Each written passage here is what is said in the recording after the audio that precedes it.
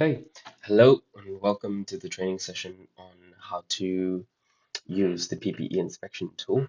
We will split this into four main objectives. Objective number one is how to access and register on the PPE inspection tool. And number two is how to actually go about using the PPE inspection tool. Number three is the rules and guidelines around the PPE inspection tool. How often do we need to use it? And number four is the requirements for lifting equipment inspectors. So General Machinery Regulations 1811, legal appointment holders. All right, let's get into it.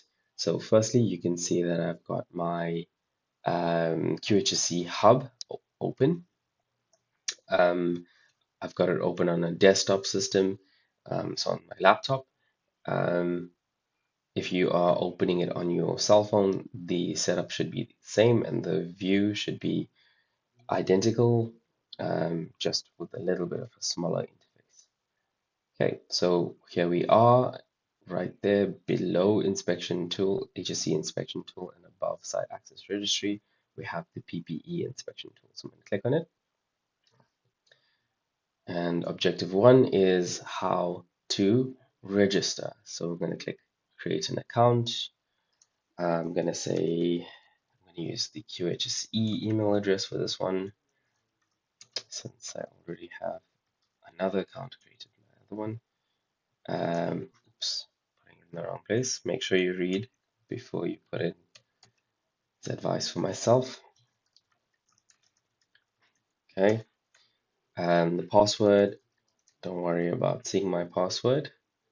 I'll show it to you and I will change it afterwards. Let's make sure everything is, yep, there we go. I spelled one wrong. Who is my line manager? For this purpose, I'm going to say myself, and I'm going to put my email address. All right, I'm going to submit this for registration. Okay, so you will get this little banner there that says registration submitted, and you will be emailed once registration is approved.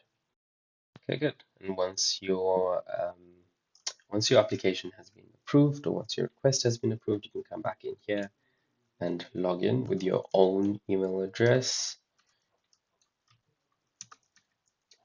and the password that you used if you remember it. If you didn't remember it, then you're going to have to go and reset it. So please do remember your login details when you're doing this. Right. And here is my dashboard as an inspector of PPE. So you'll see right at the top here, we have my name and we have the ability or the option to log out again. Please log out after you're done. Then we have my PPE check, and for the purposes of this training, I've marked this account as a lifting equipment inspector.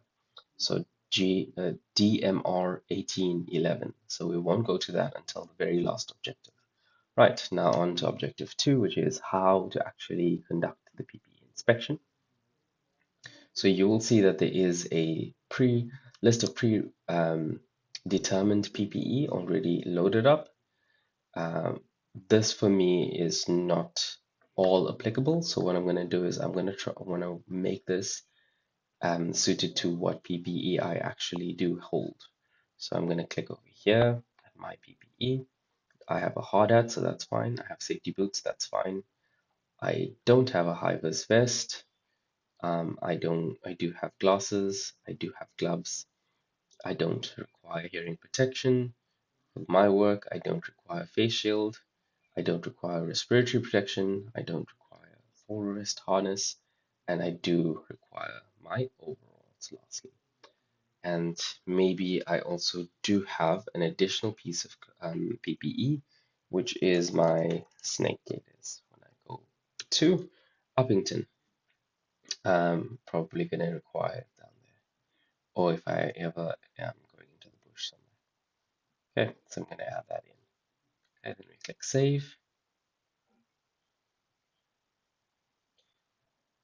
and done. Configuration is saved. If now we move to the next block, if, for example, um, I am not available within the month, I click this. For some reason, I'm on leave or I'm working in the office and I'm not using PPE during that period, I can always click not available. And then that's basically, it will get saved as employee was not on site during that month. However, if you are on site, then the required check is um, required to be done. Right. So monthly PPE check. Let's go. Do I have a hard hat? Yes. Is it in good condition? Yes. Is expiry valid? Yes. Hard hats do expire, so mine is still valid. Is it correct fit for my head? Yes. Is it clean? Yes. All good. Safety boots. Yes. Good. Some of them do have expiries. For example, gum boots have an expiry underneath. In my case, I don't have one, so I'm going to mark this as not applicable. Correct fit? Yes. Clean? Ooh, maybe no. And I'm going to say contaminated with oil due to my last site visit. Again, this is just for training purposes. Does get flagged as a defect? I'll go through what happens when it gets flagged as a defect. And we click submit. Safety glasses, yes, good, good. Not applicable, yes, yes. Glasses, yes, good. Not applicable, yes. Okay. Flame retardant or resistant clothing, yes, good. Not applicable, yes, yes. And then lastly, my snake gaiters, not applicable, yes, yes. Right. When I click submit, noting that the safety boots, we do have an issue here, it will get submitted or send an email to my manager, my line manager. Right, so that's basically it. Once it's done, it will not allow you to do anything else for the rest of the month. It is a requirement to do this once per month. Okay, now moving over to the next objective, which is for lifting equipment inspectors. So if I click on this one, right at the top here, it says lifting equipment. You'll see here that I also have this monthly inspection of my PPE still there, but the important part is the bottom here, the lifting equipment register. So we're going to be doing this. Remember, the lifting equipment inspector does the equipment inspection on behalf of all the other employees who do have lifting equipment. So in my case, I didn't have, but we'll just click on my name here just to say that we are doing it. So if you're asking who you should be doing it for, I think this depends on your line manager, and your line manager will advise on who you should be doing this for. Right, so full body harness, yes, I do have. Lanyard shock absorber, I'm going to mark as not applicable. Carabiner, I'm going to mark as not applicable. Basically, going to mark all of these as not applicable just for the purpose of the training. If the employee or yourself does have these, please do not mark it as not applicable. It has to be applicable if it is in service. Right, serial number, this you will find on the equipment itself or on the certificate that was issued with a piece of equipment. For the purposes of this training, I'm just going to make up some stuff. Last date of inspection, I'm going to say was 3 months prior to this, which would be March 6th. Okay, March, yeah, somewhere in March. And the next inspection due date after today would be due 3 months. So today is the 25th. I'm going to make it 3 months after the 25th, and that is the 25th of September. Any visible damages? For me, no. Stitching and webbing, all good. Yes. Good. Yes. Certification inspection tag. Yes. If any of these things is not valid, guys, it will send an email to the line manager, but you as the trained lifting equipment inspector will know that you are not supposed to keep that in use if it is defective, right? So for my purposes, I'm going to say all in good working order, and we're good to continue. If it's not, we move it to quarantine and we destroy one of these two, right?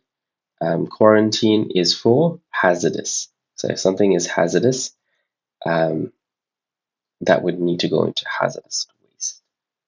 If it is deemed not fit for use, immediately destroy if it's safe to do so. Okay, and then we click continue, submit, and that is done.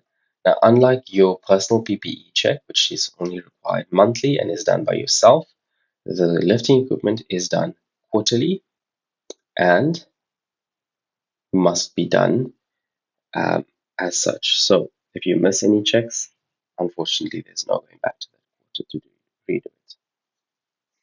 Okay, cool. I hope you enjoyed this training session. Please do email me or message me if you have any questions. Thank you. Have a great day.